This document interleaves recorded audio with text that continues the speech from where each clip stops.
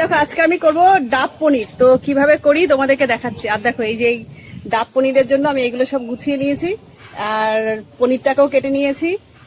সাদা সর্ষে বাটা, কাঁচা লঙ্কা বাটা, আর হচ্ছে তোমার সাদা পোস্ত, আর কাজু বাদাম বাটা, আর কালো সর্ষে বাটা, এই দিয়ে আজকে আমি করব ডাব পনির। দেখো কড়াইতে সর্ষের তেল দিয়েছি, আর পনিরগুলোকে আমি হালকা করে একটু ভেজে নেব। দেখো পনিরটা আমার ভাজা হয়ে গেছে, আর ভাজবো না। পনিরটাকে আমি নামিয়ে নেব। আর এই তেলের মধ্যে দিয়ে দেবো কাজু বাদাম বাটা আর একটু পোস্ত বাটা, দিয়ে মশলাটাকে ভালো করে কষিয়ে নেব। দেখো পনিরটা আমার প্রায় ভাজা ভাজা হয়ে গেছে। একটু কাঁচা লঙ্কা বাটা দেবো, আর দিয়ে দেবো একটু নুন, একটু গুঁড়ো লঙ্কা,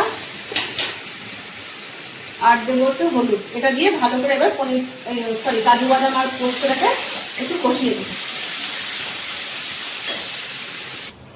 দেখো মশলাটা বেশ সুন্দর কষানো হয়েছে, মশলা থেকে তেল ছেড়ে দিয়েছে। এবার পনিরগুলো দেবো, দিয়ে দেবো পরিমাণ মতো জল। যেগুলো ডাবের মধ্যে দেবো ওই জন্য বেশি জল দেবো।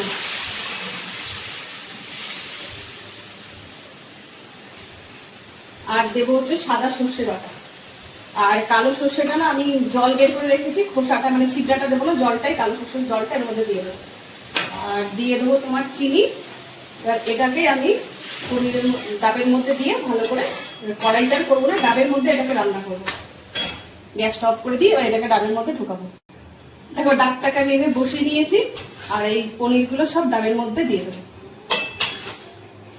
দেখো পনির আর সঙ্গে যে মশলাটা ছিল সবই এর মধ্যে দিয়ে দিয়েছি। এইবার একটা ডাবের উপরের যে খোসাটা থাকে এটা দিয়ে আর আটা দিয়ে ভালো করে মুখটা আমি আটকে দেবো।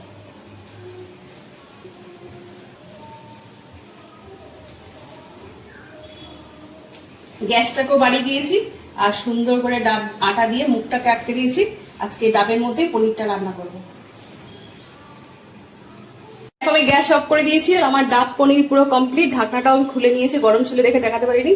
তো এবার ঢেলে দেখি যে আমার ডাব পনিরটা কেমন হয়েছে। ডাব পনিরটাকে আমি ঢালবো।